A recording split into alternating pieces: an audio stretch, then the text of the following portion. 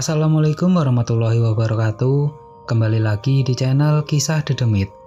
Untuk kisah kali ini saya akan membawakan sebuah cerita dari tulisannya akun Twitter yang bernama @sangkaraanggita. Dan untuk kisah yang akan saya bawakan kali ini yaitu sebuah kisah yang berjudul Wingit. Untuk kalian yang ingin membaca ceritanya secara langsung, silahkan kunjungi link yang akan saya cantumkan di deskripsi. Dan seperti apa kisahnya, langsung saja kita menuju ke ceritanya.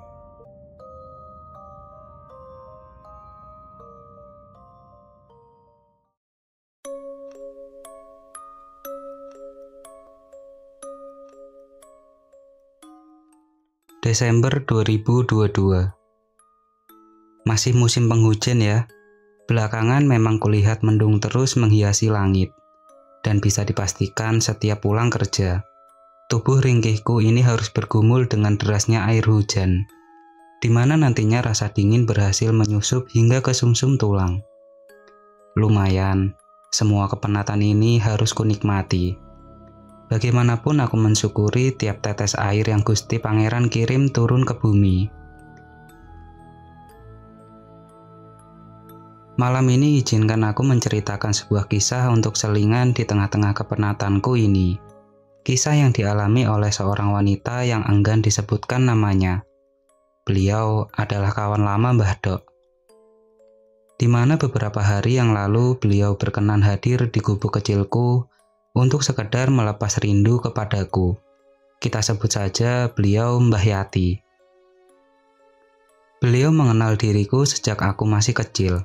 Hal itu dikarenakan dulunya beliau pernah mengontrak di rumah Mbah Nang. Namun itu hanya berlangsung selama 4 tahun. Karena di tahun berikutnya, bulikku yang semula berada di luar kota ingin tinggal di rumah itu. Jadilah, mau tak mau Mbah Yati tidak bisa memperpanjang masa kontraknya dan dengan berat hati harus mencari kontrakan baru. Sudah lama tidak melihatmu, Cahayu. Sapanya dengan suara serak khas orang yang sudah sepuh sore itu. Iya Mbah, sudah lama. Jawabku dengan senyum tipis. Sini, kupijit kamu. Katanya baru jatuh dari kamar mandi ya. Kata beliau yang kemudian kuturuti dengan mendekati di samping kursinya. Cah Ayu. Selalu saja kok jatuh di kamar mandi. Semoga dirimu selalu dilindungi oleh Allah SWT. Ucap beliau yang kemudian menghembuskan nafas kasar, lalu disusul dengan pembahasan sebuah cerita yang akan aku bawakan malam ini. Bismillahirrohmanirrohim.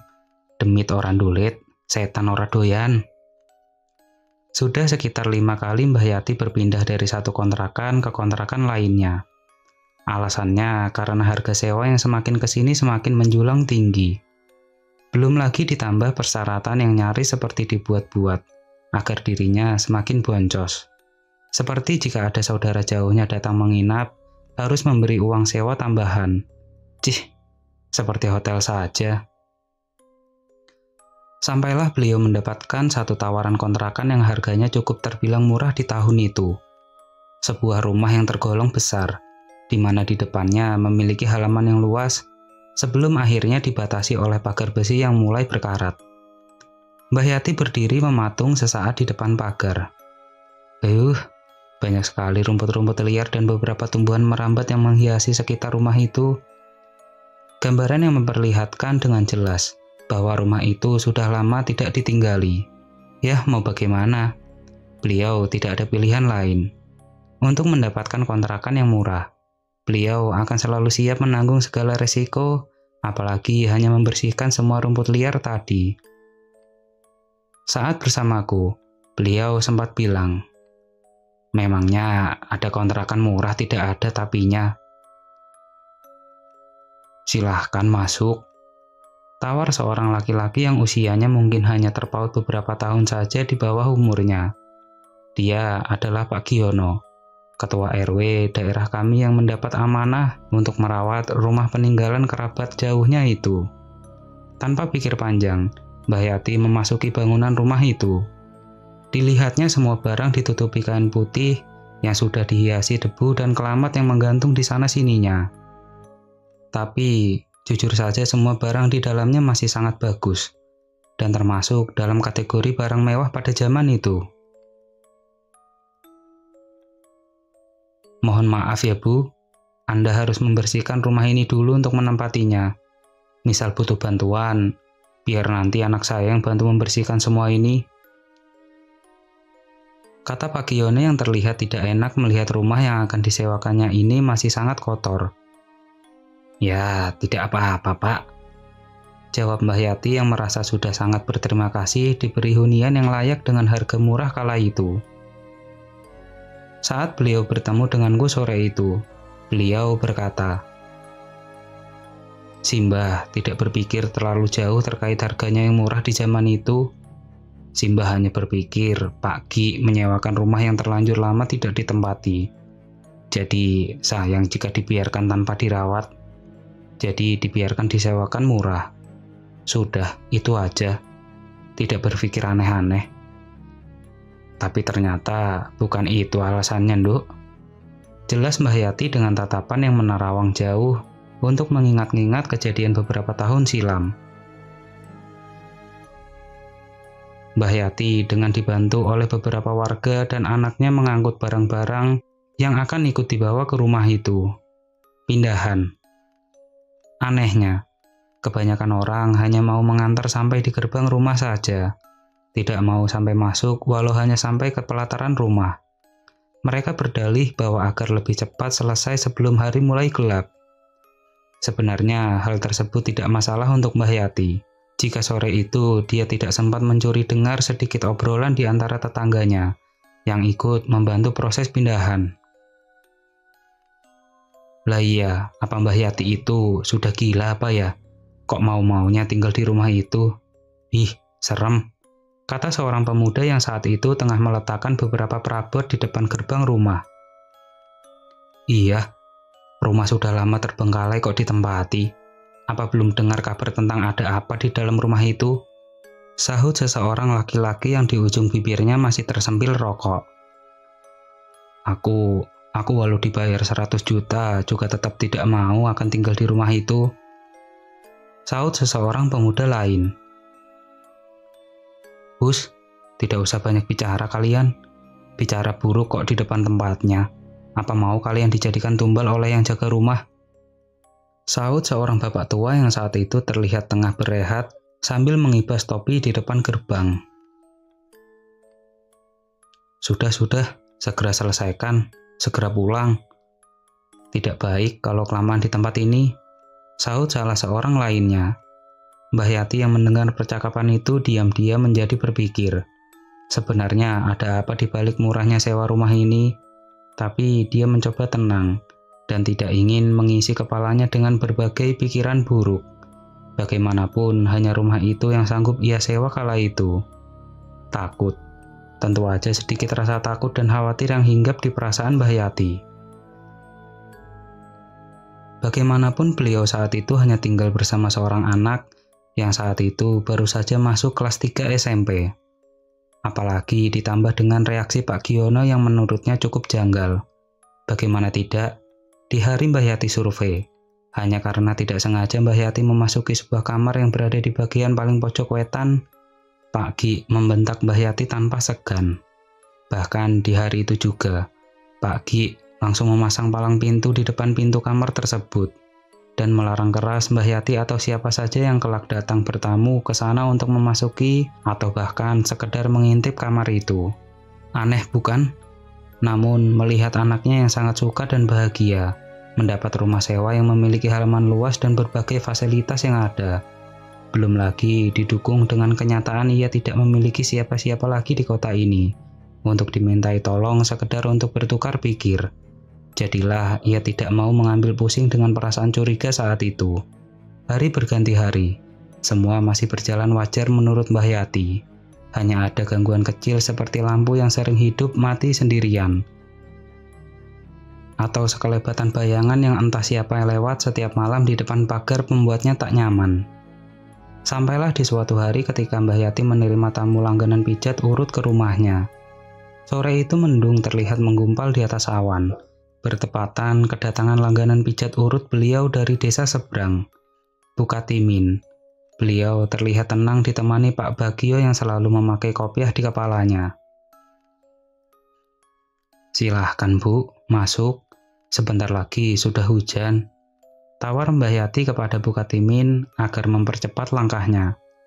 Tapi tepat seusai Mbah Yati mengucapkan tawarannya, "Astagfirullah," pekiknya Pak Bagio. Beliau terlihat terperanjat kaget dan wajahnya tidak bisa menutupi rasa takutnya. "Ada apa, Pak?" teriak Bu Katimin khawatir melihat suaminya masih diam bergeming. Sedangkan Pak Bagio, beliau sedang mematung kaget melihat makhluk besar yang berdiri di depan pintu rumah kontrakan Mbah Yati. Seluruh tubuh makhluk itu dipenuhi bulu lebat. Makhluk itu setinggi tiang penyangga rumah itu, sekitar 4,5 meteran. Matanya melotot merah menatap benci kehadiran Pak Bagio dengan istrinya. "Pak," panggil Bu Katimin kembali dengan mencubit lengan Pak Bagio. "Astagfirullah Bu, linu toh," keluh Pak Bagio sembari mengusap lengan bekas cubitan istrinya. "Lagian, suruh siapa malah dia mematung?" Ya tapi kan gak usah sama jiwit bisa Bu. Linu lo ini," omel Pak Bagio. "Monggo Pak, Bu," tawar Mbah Yati kembali. Bu Katimin yang mendengar tawaran tersebut langsung mengiyakan dengan segera masuk ke ruang tamu. Sedangkan Pak Bagio meminta waktu di luar dulu dengan dalih ingin menghirup udara segar. Padahal diam-diam Pak Bagio ingin berkomunikasi dengan makhluk hitam besar tadi. Giginya yang runcing mencuat ke atas dan ke bawah dengan liur yang terus menetes. "Bukan rumahmu, bukan urusanmu," ucap makhluk tadi dengan menggeram. Tangannya mengepal seolah ingin menghajar siapa saja yang tengah ia ajak bicara. Pak Bagio yang mendengar ucapannya tersenyum tipis. Ternyata makhluk yang memang sengaja dipasang sejak lama oleh si empunya rumah digunakan untuk berjaga. Tapi Pak Bagio heran, kenapa penjaga ini begitu galak dan terlihat sedang mencari mangsa. Melihat liurnya yang terus menetes menandakan makhluk ini sedang lapar. "Jika niatmu jelek, aku tidak akan tinggal diam," jawab Pak Bagio dengan berani. Selain karena ilmu agama yang kuat, Pak Bagio adalah orang yang memahami betul hal-hal gaib. Makhluk itu yang mendengar jawaban menantang Pak Bagio menggeram kesal. Sudah dipastikan dia marah. Tapi makhluk itu seperti menahan diri untuk menyentuh Pak Bagio.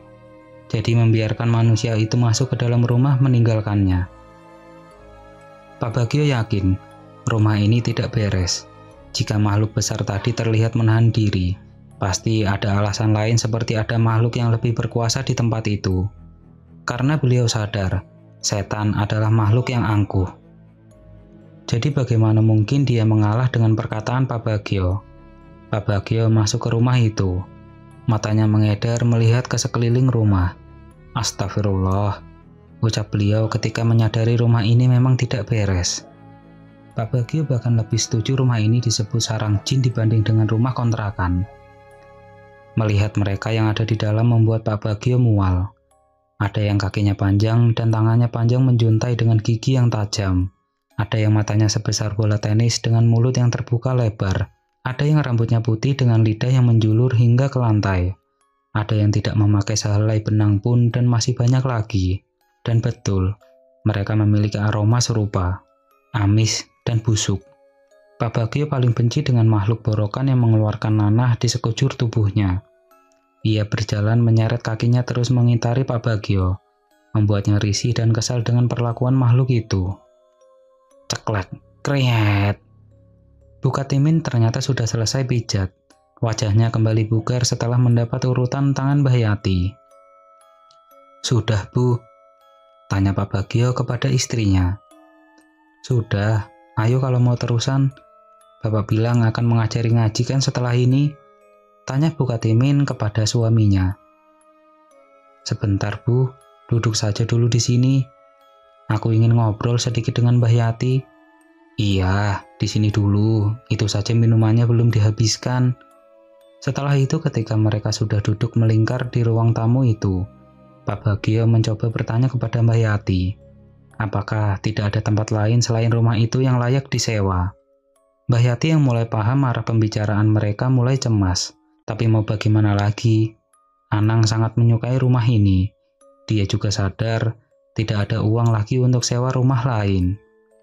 Jadilah Mbah Yati dengan berat hati mengatakan bahwa hanya rumah ini yang membuatnya merasa nyaman. Jadi dia rasa tidak perlu pindah ke rumah kontrakan lain. Padahal ada sedikit rasa was-was setelah mendengar obrolan kecil orang-orang yang membantunya pindahan saat itu. Pak Bagio yang mendengar jawaban Mbah Yati mencoba menghargai pilihannya. Walaupun sempat ia menawarkan pilihan untuk pindah rumah saja. Mbah Yati tetap kekeh ingin tinggal saja di rumah ini. Jadilah Pak Bagio hanya bisa mengatakan, "Ya sudah Mbah, nanti misal ada apa-apa saya langsung dikabari ya. Sampaikan saja ke saya. Insya Allah jika bisa saya bantu, pasti saya bantu." "Iya Pak, terima kasih," ucap Mbah Yati dengan tulus. Sejak sore itulah Mbah Yati yakin bahwa selama ini memang ada yang disembunyikan di rumah ini. Ada sesuatu yang ia belum ketahui dari Pak Ki. Sehari setelah Pak Bagio menyampaikan sarannya, Mbah Yati menjadi semakin cemas dan takut. Bagaimanapun dia tidak memiliki ilmu apapun tentang hal demikian. Dia merasa kecil. Sejak hari itu pula, jika mau ke kamar mandi, Mbah Yati minta ditemani Anang. Ia juga tidak berani menimba air sumur jika matahari belum memunculkan sinarnya. Karena kekhawatiran dan ketakutannya, ia tidak sadar ada yang berbeda dengan Anang. Anak penakut itu sekarang seperti tengah tidak memiliki rasa takut dengan rumah ini. Ia terlihat tenang-tenang saja dan menikmati kehidupan mereka di sana. Hingga suatu malam, Mbah Yati tidak sengaja mendengar Anang sedang ngobrol dengan seseorang. Mereka sempat mengikik berdua. Tapi seketika diam ketika Mbah Yati memanggil anak semata wayangnya itu. "Nang, Nang, Anang, sedang apa kamu?" tanya Mbah Yati memastikan. Ada rasa khawatir di dalam hatinya jika dugaannya benar. Tapi malam itu tidak ada sautan apapun dari kamar anaknya. Dengan sedikit rasa kantuk, Mbah Yati memaksakan tubuhnya untuk bangun dan berjalan menuju kamar anaknya. Kriat! Suara pintu tua itu terbuka. Dengan cahaya kecil dari teplok, Mbah Yati melihat tubuh kecil anak laki-lakinya tengah meringkuk di samping kasur. Dengan khawatir, Mbah Yati mendekati anaknya. "Nang, kok belum tidur? Kenapa kok malah jongkok di sini?" ucapnya sembari membelai rambut anaknya dengan tangan keriput miliknya. Tapi anak itu hanya diam tak bersuara, membuat Mbah Yati merasa janggal, apalagi menyadari suhu tubuh anak itu sangat dingin. "Mak, kok jongkok di situ?" tanya sebuah suara dari depan pintu. "Anang," Mbah Yati mengejapkan matanya berulang kali. Yang dia lihat di depan pintu adalah Anang, anaknya. Lalu siapa yang jongkok di dekatnya sedari tadi? Ditengoknya kembali bocah itu, tapi sudah tidak ada. Hanya tangannya mengantung di udara seperti posisi terakhir membelai rambut anak tadi. Tidak apa, Nang. Hanya menengok kamarmu," jawab Mbah Yati gugup. Takut bila mana membuat Anang tidak nyaman. "Lah kamu dari mana, Nang?" tanya Mbah Yati yang merasa heran. "Dari kamar mandi, Mak. Terbangun tadi," ucapnya sembari naik ke atas dipan. "Nak, Mama tidur di sini saja ya. Hawanya terasa berbeda malam ini. Mak ingin tidur bersamamu," pinta Mbah Yati yang sudah tidak bisa lagi menahan rasa cemasnya. "Iya, Mak," jawab Anang yang sudah merasa kantuk. Selanjutnya, sudah sekitar 1 jam Mbah Yati mencoba memejamkan kelopak matanya. Tapi kantuk tidak kunjung datang. Dia hanya terus berkedip menatap ke arah langit-langit rumah. Masih terjaga. Rasa was-was benar-benar menghantuinya malam ini. Banyak pikiran yang menghampirinya seperti apakah bocah itu selama ini mengganggu Anang. Atau apakah ada makhluk lain yang kekuatannya lebih besar dari bocah tadi? Apakah ada makhluk lain yang mungkin saja sudah mengincar Anang di rumah ini? Begitu banyak pertanyaan berjejal di dalam kepala Mbah Yati. Kekhawatirannya bukan lagi kepada dirinya, tapi anak semata wayangnya yang masih lugu itu. Ting, neng, ting, nong, ning, ting, dong, deng, deng, deng. Sayup-sayup Mbah Yati mendengar suara jam kuno berdentang. Perasaan bingung kembali muncul. Seingatnya di rumah ini tidak ada jam seperti itu. Kali ini ia mendengar dentang jam seperti itu. Dia yang merasa penasaran memberanikan diri untuk mengecek dari mana asal suara itu. Siapa tahu ia juga bisa mendapat jawaban siapa bocah kecil tadi. Peduli setan dengan rasa takutnya. Saat itu Mbah Yati hanya tidak ingin bila mana ada makhluk yang sampai mengganggu anaknya. Perlahan ia bangun dari dipan kayu itu, memastikan bahwa Anang masih terlelap dalam tidurnya. Diciumnya kening anak kesayangannya itu sebelum akhirnya memberanikan diri untuk keluar mencari sesuatu yang membuatnya penasaran. Cih! Suara cengengesan seorang bocah yang berlari kencang ke arah dapur. Bocah itu, bulu kuduk Mbah Yati meremang. Dia sadar yang akan ia hadapi adalah setelah ini bukanlah manusia. Bau anyir darah tiba-tiba saja tercium. Semakin lama semakin menyengat, membuat Mbah Yati merasa mual. Cihihi, simbok tangi, kata bocah laki-laki yang saat itu tengah berdiri menghadap ke arah dinding dapur. Dia menertawakan Mbah Yati yang berdiri mematung melihatnya. Bocah itu tidak sendiri. Dia bersama seorang gadis seumurannya yang sama-sama membelakangi Mbah Yati, bersama seorang perempuan tua yang menyeringai menatap ke arah Mbah Yati. Perempuan itu berwajah hitam busuk. Darah mengalir dari beberapa luka di wajahnya. Itulah sumber dari bau yang menyengat tadi. Ia terus menyeringai memperlihatkan gigi-gigi tajamnya. Perlahan ia mendekap kedua bocah tadi mendekat ke arahnya. Kuku-kukunya panjang dengan berlumur darah menghitam. Siapa dirimu? Tanya Mbah Yati terbata. Nyalinya yang semula telah ia kumpulkan, kini kembali menciut sebiji jagung. Dia tidak pernah mengira malam ini akan bertemu dengan makhluk seperti itu. Harusnya aku yang bertanya kepadamu. Kamu itu siapa? Tanya makhluk itu dengan penuh tekanan membuat Mbah Yati bergetar. Hihihihihi. Suara makhluk itu melengking, memegahkan telinga melihat reaksi ketakutan Mbah Yati. Dengan kecepatan sekejap kilat, wajah makhluk itu sudah berada 10 cm di depan wajah Mbah Yati. Mbah Yati dengan jelas melihat wajahnya yang rusak dan hitam membusuk itu. Matanya yang melotot dengan senyum yang mengejek ke arah Mbah Yati. Kepalanya mengedek ke kanan dan ke kiri secara perlahan. Aku tinggal di sini lebih lama dibandingkan dirimu. Hihihihihi. Ucap makhluk itu yang mulai membelai wajah Mbah Yati menggunakan kuku-kuku panjangnya. Tubuh Mbah Yati terasa kaku. Dia tidak bisa menggerakkan tubuhnya bahkan mulutnya. Dia hanya bisa merasakan kakinya yang gemetar hebat karena rasa takut.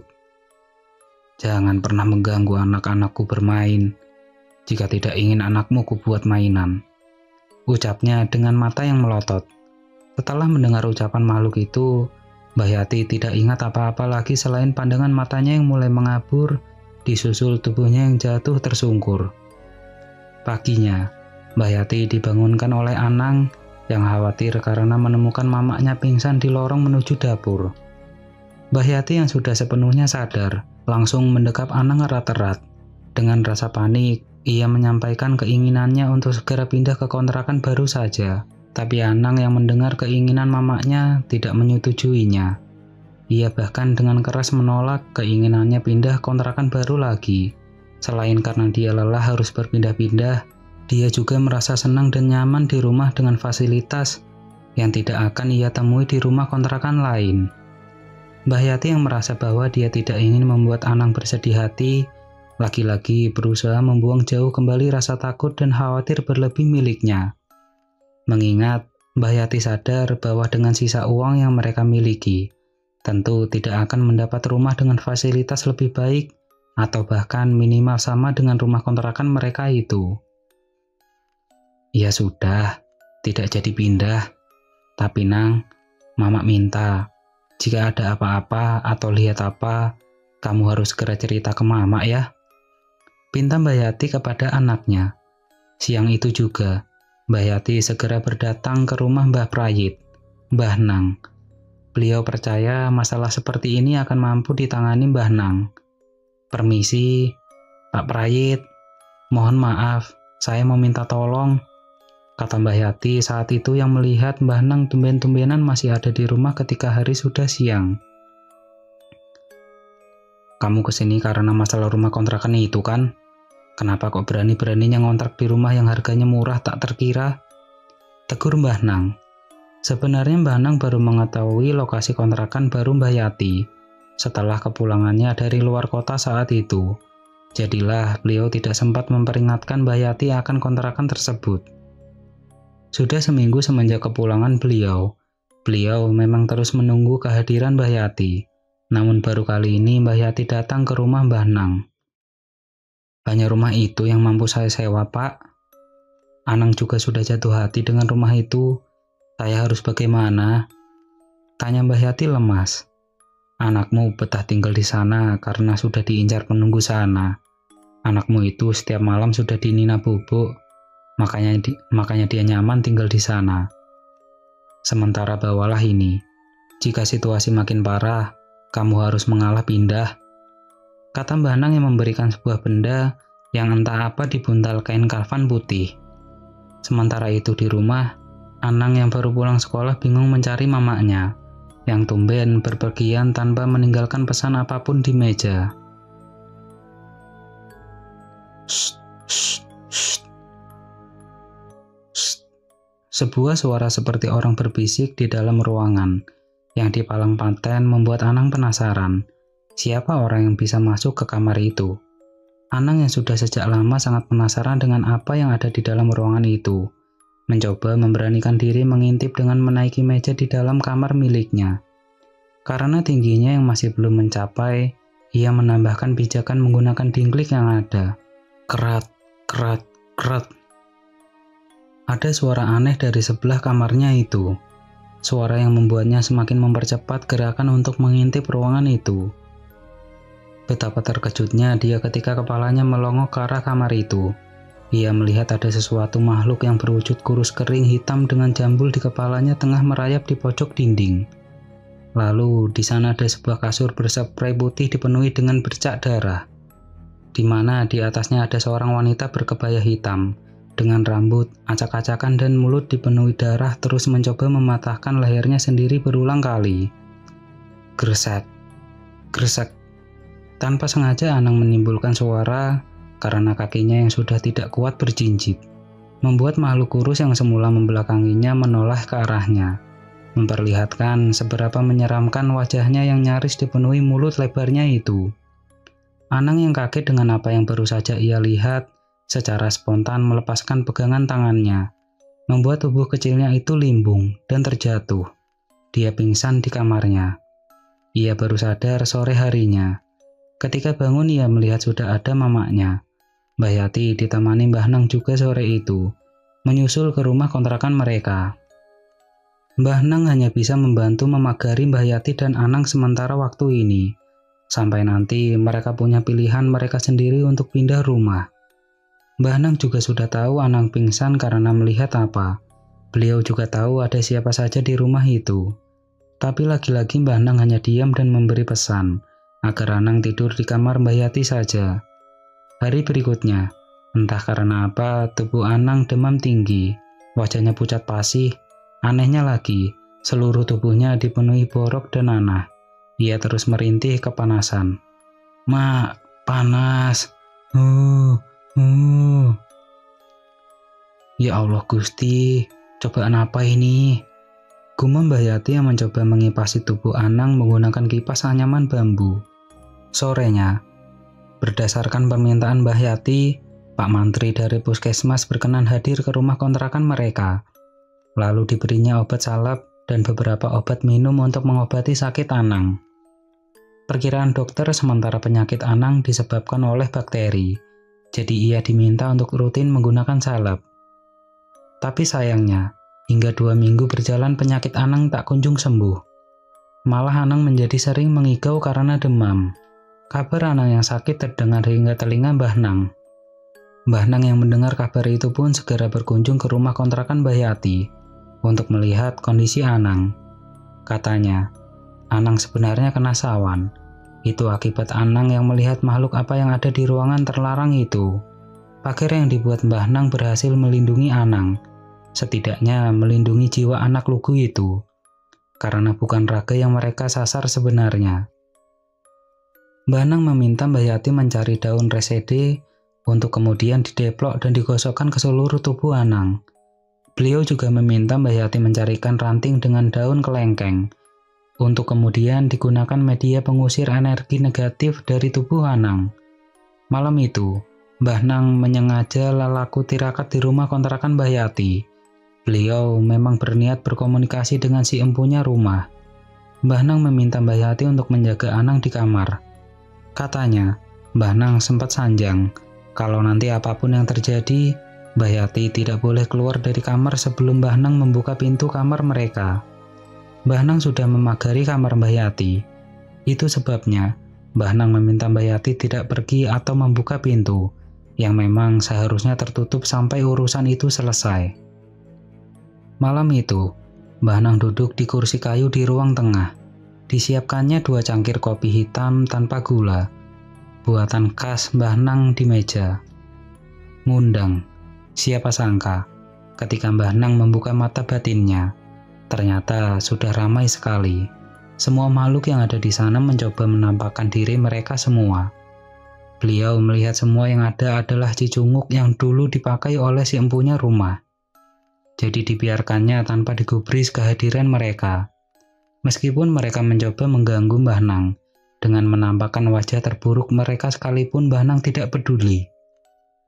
Setan jelek, aku tidak butuh kamu semua. Pergilah jika tidak ingin kubakar, kata Mbah Nang yang sudah risih melihat setan-setan yang menurutnya mengganggu saja. Toh, yang beliau tunggu bukan kelasnya mereka. Yang beliau tunggu adalah makhluk yang ada di kamar itu. Makhluk yang memang berhasil menghabisi tuannya sendiri. Makhluk yang berhasil mengajak tuannya untuk terjebak di dunia hitam mereka. Kret, kret, kret, kret. Dia datang. Makhluk itu datang. Dia merangkak keluar dari pintu kamar yang patahnya sudah sengaja dibuka Mbah Nang sebelumnya. Makhluk yang wujudnya nyaris sama persis dengan hewan, kalau saja tangan dan kakinya tidak berwujud seperti manusia. Badannya yang kurus mencetak jelas bentuk tulang punggungnya yang melengkung. Dia berjalan merangkak ke dinding lalu ke atap, lalu kembali turun menuju ke arah Mbah Nang dengan kecepatan kilat. Di depan Mbah Nang, diperlihatkan mulutnya yang nyaris memenuhi seluruh wajahnya. Darah busuk mengalir terus melalui sela-sela gigi tajamnya. Matanya yang melotot tajam menatap benci ke arah Mbah Nang. "Siapa kamu?" tanya makhluk itu dengan wajah yang semakin mendekat ke wajah Mbah Nang, seolah ingin memakan Mbah Nang hidup-hidup. Tapi Mbah Nang malah terkekeh tanpa menjawab pertanyaan makhluk itu. "Cari mati. Berani-beraninya mengobrak-abrik tempatku," ucap makhluk itu sembari merangkak mundur. "Aku tidak pernah menyentuh kamu dan sebangsamu di sini. Tapi kenapa kamu berani mengincar keluargaku?" tanya Mbah Nang yang sembari mengambil segelas kopi pahit di depannya. Diseruputnya kopi panas itu tanpa ragu. Beliau benar-benar menikmati pertemuan mereka sore itu. "Kalau tidak lancang, datang ke sini tidak akan aku sentuh. Apalagi anak nakal yang berani mengintip bentukku." Urusanmu di rumah ini hanya dengan Yatemi. Urusanmu di sini hanya dengan Yatemi, bukan lainnya. Jadi bukan hakmu menyalahi siapa saja yang mau tinggal di sini.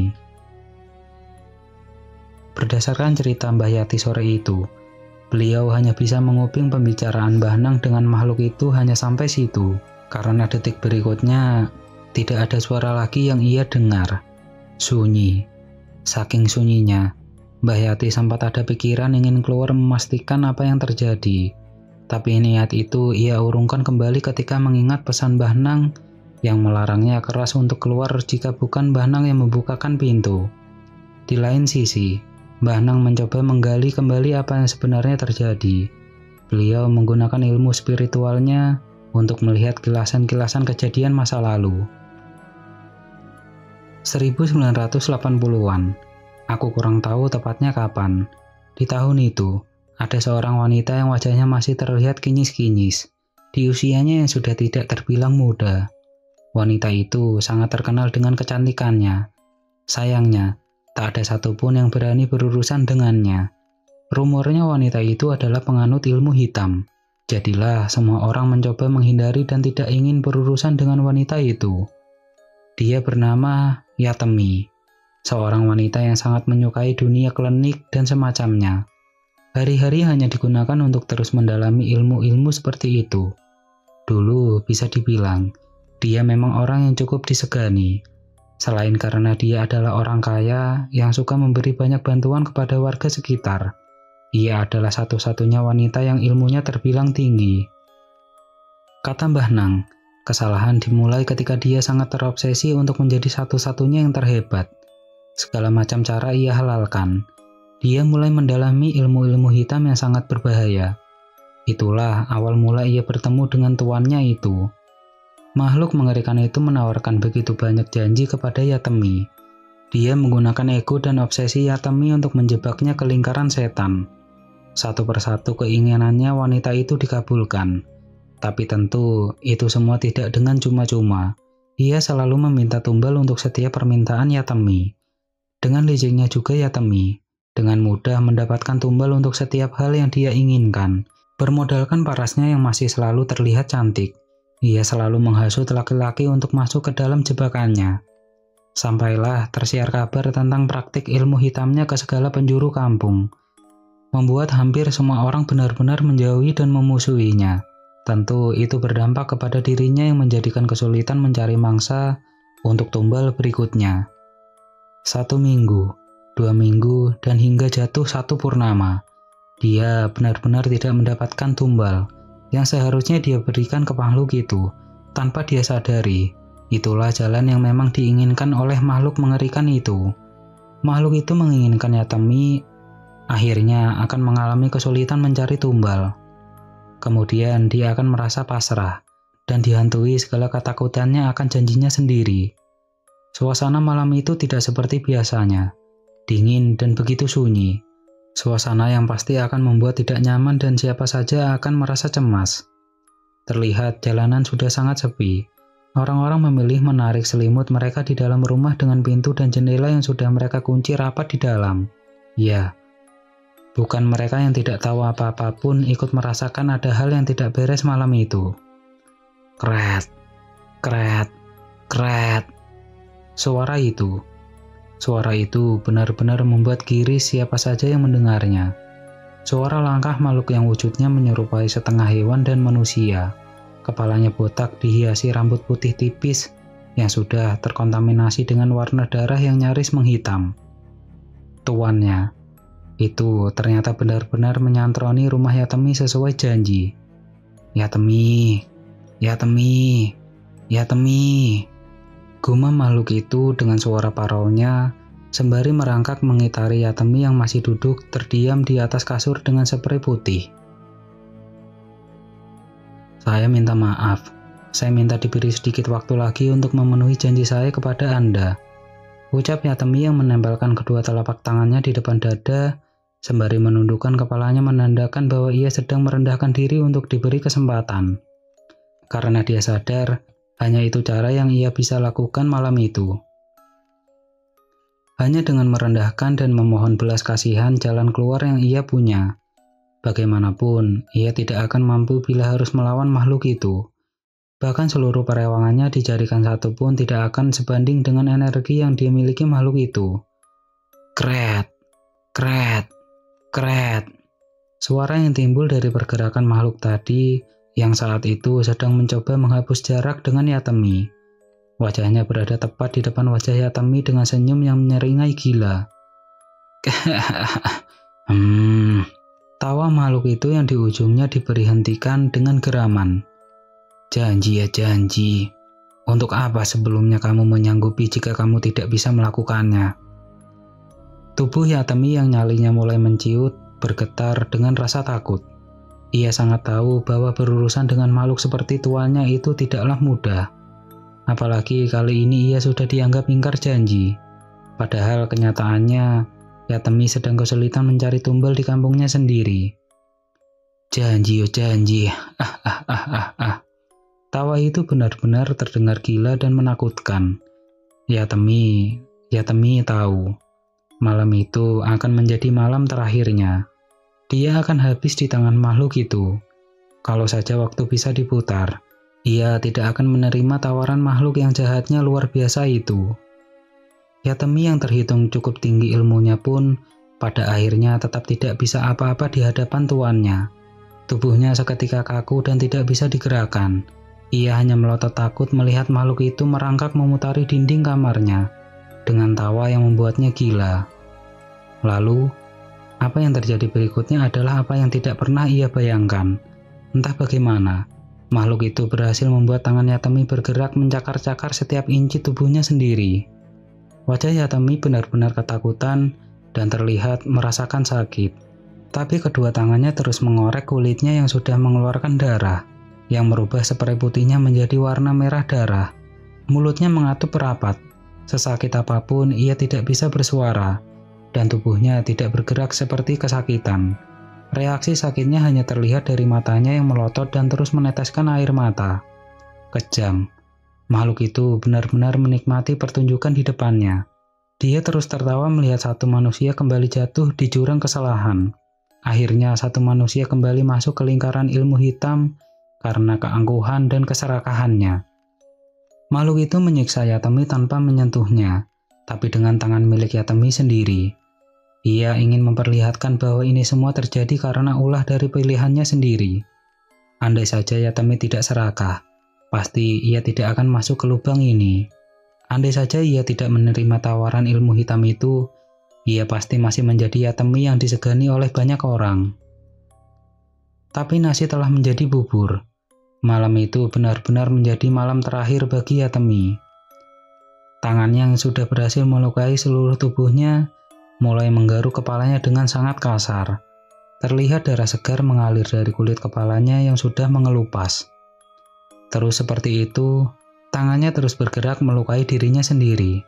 Sampai ketika seluruh lebih mirip dikatakan segumpalan darah, barulah tangannya bergerak memutar lehernya sendiri hingga berbunyi. Klek! Patah. Tubuh yang sudah sangat mengerikan dengan rambut acak-acakan itu tumbang di atas ranjang, yang juga sudah dipenuhi dengan genangan darah. Sedangkan makhluk itu perlahan mendekati tubuh Yatemi yang sudah dipenuhi oleh darah. Ia tersenyum puas, dengan lidahnya yang panjang, dijilatinya setiap inci tubuh Yatemi yang mengeluarkan darah. Dinikmatinya darah segar yang sudah lama dinanti-nantinya. Mbah Nang yang paham kenapa makhluk itu marah kepada Anang. Pada dasarnya makhluk itu tidak mau ada yang melihat wujud terburuknya. Ia juga tidak suka bahwa Anang melihat kilasan masa lalu di mana makhluk itu menyiksa Yatemi. Tapi Mbah Nang tetap tidak membenarkan makhluk jelek itu yang keterlaluan ingin melukai keluarga Mbah Yati. Bagaimanapun manusia dengan bangsa mereka akan tetap hidup berdampingan. Jadi hal seperti melihat atau tidak sengaja mengetahui keberadaan mereka kemungkinan akan terjadi. Apa yang sebenarnya kamu incar dari bocah lugu itu? Tidak mungkin jika hanya karena melihat wujudmu saja. Tanya Mbah Nang dengan tatapan tajam. Bocah itu terlalu banyak tingkah. Usil mengajak barang lain datang ke tempatku. Mbah Yati yang ada di kamar saat itu sempat mengerutkan kening bingung, sembari menatap wajah lugu anaknya. Sebenarnya apa maksud perkataan makhluk itu? Anang membawa apa atau siapa? Mbah Nang tersenyum tipis. Beliau tahu siapa yang dimaksud barang Lio itu. Dia adalah perempuan berwajah menakutkan yang malam itu sempat memperlihatkan wujud di depan Mbah Yati. Sebenarnya dia adalah penunggu sumur tua yang berada di belakang rumah kontrakan itu. Sumur yang dulunya digunakan oleh orang-orang sekitar sampai kejadian naas itu terjadi. Tapi aku tidak akan membahas terlalu jauh. Pada intinya, sebenarnya mereka bukan perewangan yang dulu tinggal di rumah kontrakan itu. Jadi tuan itu menjadi marah karena ada makhluk yang masuk ke daerah teritorial miliknya. Kehadiran Mbah Yati dan Anang sebenarnya sudah tidak disukai oleh makhluk itu sedari awal. Lalu, rasa tidak suka itu bertambah. karena Anang tanpa disadari dekat dengan dua bocah makhluk halus yang akhirnya mengundang biangnya juga masuk ke rumah kontrakan itu. Jadi jika ditanya kenapa Anang bisa sangat betah di rumah kontrakan itu, karena setiap malam perempuan berwajah rusak itu selalu ngeloni Anang. Itu membuat Anang menjadi nyaman tinggal di sana. Tapi Anang dan Mbah Yati tidak sadar karena hal itu. Jadilah Mbah Nang mencoba menjelaskan hal yang sebenarnya terjadi. Mbah Nang terus mencoba bernegosiasi dengan makhluk yang sebenarnya tidak akan pernah bisa diajak bernegosiasi. Sampai di titik Mbah Nang marah, karena makhluk itu terus saja mencari alasan untuk tetap mendapatkan Anang. "Jika banyak tingkah, kamu juga bisa aku bakar," kata Mbah Nang terlewat jengkel. Jika kalian bertanya kenapa Mbah Nang seberani itu, jawabannya adalah karena Mbah Nang sudah banyak melakukan lelaku tirakat. Walaupun mungkin masih banyak juga ilmu yang berada di atas Mbah Nang, tapi ilmunya saat itu cukup bisa dikatakan berbeda level di atas makhluk yang bisa menghabisi Mbah Yatemi itu. Mbah Yati sanjang bahwa malam itu ada satu kunci yang membuat makhluk itu benar-benar ketakutan. Bukan karena ancaman Mbah Nang yang akan membakarnya, tapi alasan karena Mbah Nang menyebut satu nama penunggu gunung di Jawa Tengah. Makhluk itu termasuk cecunguk di bawah kekuasaan makhluk yang Mbah Nang sebut. "Tapi aku minta bawa keluar keluargamu itu dari sini. Aku tidak sudi jika mereka masih berumah di sini," bentak makhluk itu. Sebenarnya awalnya aku sendiri juga bertanya-tanya, kenapa mereka tidak disingkirkan saja? Bukankah rumah itu seharusnya layak digunakan bila saja tidak ada makhluk-makhluk itu? Tapi ternyata ada alasan mengapa Mbah Nang tidak mengusir semua makhluk itu. Beliau menyadari itu bukan wewenangnya. Bagaimanapun, beliau itu hanya tamu. Rumah itu juga bukan milik Mbah Yati. Jadi apapun yang ada di dalam, ia tidaklah pantas mengusirnya. Mulai hari itu, Nduk, Simbah memilih keluar dari kontrakan Pak Ki. Simbah tidak mau lagi datang ke sana. Sanjang Mbah Yati saat bercerita kepadaku. Aku yang sedari tadi menyimak, merasa gatal ingin bertanya. Lalu bagaimana kondisi Anang sejak kejadian itu? Tapi sebelum aku bertanya, Mbah Yati sudah lebih dulu menjelaskannya. Mbah Yati sanjang. Sejak kejadian itu, Anang menjadi sering sakit-sakitan. Seringkali ia mengigau. Tentang dua bocah yang sempat disinggung oleh Mbah Nang adalah penjaga sumur di belakang rumah kontrakan Pak Ki. Anang sering demam dan menangis sendiri. Jika ditanya, ia tidak menjawab kenapa menangis. Sampai akhirnya dibantu Mbah Nang untuk melakukan ruwat. Ternyata Anang ditempeli 3 makhluk penjaga sumur tua itu. Mbah Nang mengetahui itu karena 3 makhluk itu pernah mengintil aku dulu sebelumnya. Aku yang mendengar penuturan Mbah Yati mencoba mengingat-ingat kembali. Ah iya, ternyata itu mereka. 2 bocah kecil itu adalah sebagian dari sekian banyak bangsa mereka yang tanpa sengaja berteman denganku. Alasannya karena aku yang masih sering salah menilai mereka sebagai manusia. 2 bocah itu adalah teman yang paling sering bermain denganku, berlarian ataupun main petak umpet. Dan ya, aku yang masih kecil tidak paham kenapa ada 2 bocah yang bahkan bisa sering bermain sampai ikut pulang ke rumahku, tanpa dimarahi orang tua mereka. Aku hanya paham mereka adalah temanku. Teman yang mau terus menemani aku dimanapun aku berada. Tapi oleh Mbah Nang, aku diberi wajangan untuk tidak bermain dengan mereka terus-menerus. Kata Mbah Nang, mereka juga punya rumah. Jadi mereka harus pulang dan tidak ikut ke rumahku terus-menerus. Sejak saat itulah, aku tidak melihat mereka kembali. Karena sebenarnya saat itu Mbah Nang sedang membersihkan aku dari ketempelan. Beliau tidak ingin bila aku terus tidak memiliki batasan antara manusia dengan bangsa mereka. Hal itu pula lah yang Mbah Nang lakukan pada Anang. Anang hanya masih lugu dan tidak paham bahwa mereka bukanlah teman yang seharusnya Anang miliki. Syukurlah, Mbah Yati sanjang semenjak Anang diruat. Tidak ada lagi kejadian lainnya yang terjadi. Kabar yang aku terima terakhir, rumah kontrakan Pak Ki sampai saat ini dibiarkan terbengkalai kosong. Rumah itu tidak lagi dikontrakan atau bahkan dijual. Sudah, hanya dibiarkan begitu saja.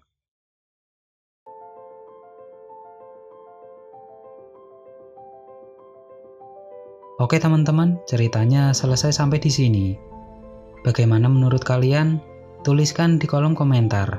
Dan nantikan kisah-kisah horor selanjutnya tetap di channel Kisah Dedemit.